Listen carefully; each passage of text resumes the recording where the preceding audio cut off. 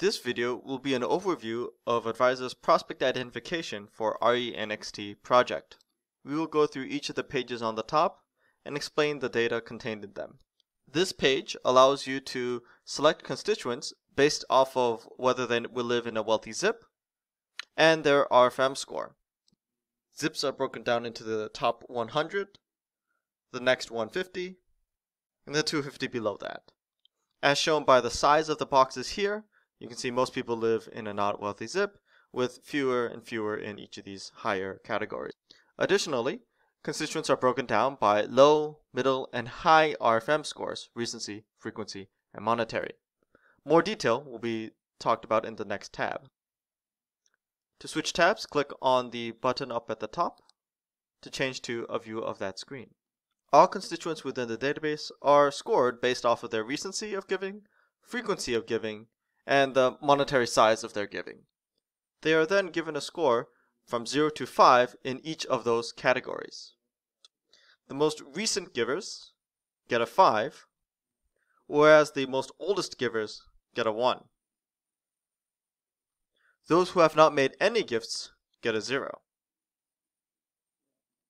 Similarly, individuals are ranked based off the frequency of their giving, as well as how much they give, with the most frequent, or those with the largest gifts, get the highest scores. This gives you an easy way to prioritize which donors to look at in the database.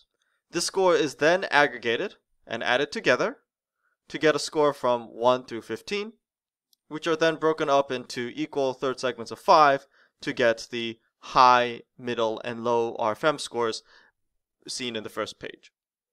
Next is assigned fundraiser. This page shows a list of fundraiser staff and who is assigned to them. For example, clicking on Matthew here, we'll select the 62 individuals who have him assigned as their fundraiser. You can quickly see who has an assigned fundraiser or not by using the bar chart on the right. Clicking on the no will select everyone who is not assigned, whereas clicking on the yes will select everyone who is assigned. Next, we come to the constituent list page. This page contains several filters on the top that allow you to check or uncheck certain groups of individuals. For example, we have currently the deceased and inactives removed. Underneath, we have the constituent list, which can be exported out once any selections and exclusions have been made. You have their ID, name, and a couple key bits of information about them. You have some contact information, as well as some giving summaries: total lifetime hard commitment, soft commitment, and total commitment as a combination of these two. We'll talk about this a little bit more once we get to the giving sections. Next, we have the map page. This page contains a map of all the individuals in the United States. Data is plotted at the city level and is fully interactive. For example, we can click on Florida here to focus on individuals who live in Florida. Exclude the unselected from the top,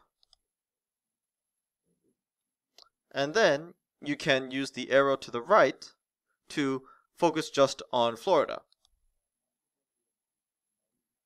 Clicking additionally will show various cities throughout Florida. Next, we have degree information. On this page, you can select individuals based off of the degree that they hold. You can select degrees by the degree decade, school, degree level, as well as the actual degree itself. This degree decade is an example of a hierarchy, which is indicated by the arrow to the right of the title. Drill down on a hierarchy, open up the chart toolbar, and use the arrows to drill down to an additional level of detail. In this example, degree year. To the right, you can see individuals based off of whether or not they have a degree, yes or no. Next, you have bio information. This gives you information about their gender, age, and marital status. Next, we have constituent codes. This page shows you constituent code information for all the constituents. Individuals on this page can have multiple constituent codes, as indicated by the charts here. For example, if someone is both an alum and a parent, you can select them by clicking on either the parent or the alum bar. As an example, look over here for Eileen Whitney. Clicking on the alum bar will still have Eileen Whitney selected, and so too will clicking on the parent bar. There's Eileen Whitney right there. This allows you to select individuals who might have multiple constituent codes. Finally, we come to the giving section. The first page of this is the giving history page. On this page, you can see giving based off of a couple criteria. The first is based off of the year. Underneath that, we can see the gifts by the number of gifts in each fiscal year, as well as the average gift size in the fiscal year. To the right, you can select gifts based off of their size. Note this is at the transaction level. In this giving section, you'll also have a summary of selected gifts on the right. This helps you keep track of and give some helpful information as you make your selections throughout these pages. For example, clicking on 2017 will show that in 2017 we had 1,500 gifts, roughly $2.5 million, average gift size of about 1.5 thousand, with roughly 872 donors.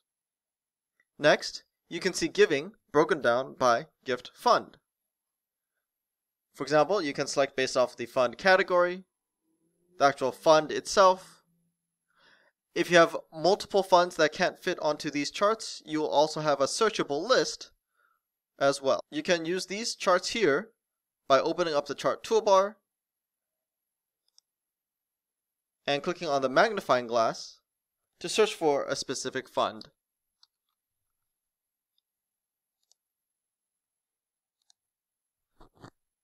And you have that one fund selected. Next, you can see gifts based off of the appeals. These are appeal data that is attached to the gift record itself. You can see appeals broken down by the channel, as well as the appeal itself. Note that for this demo, we have just appeal names that are just generic 1, 2, 3, 4, 5, 6, 7, 8, so on. Next, we have the gift details. This page shows you a list of all the transactions in the database. Currently, we only have ACR fund selected, hence that's the only fund listed here. This list is also exportable. You can do this by opening up the chart toolbar on the bottom left, just like any other list. Finally, we come to the constituent giving page, where you can select individuals based off of their giving history. For example, you can select individuals based off last fiscal year's total commitment, their current fiscal year total commitment, as well as their lifetime total commitment. This concludes this overview.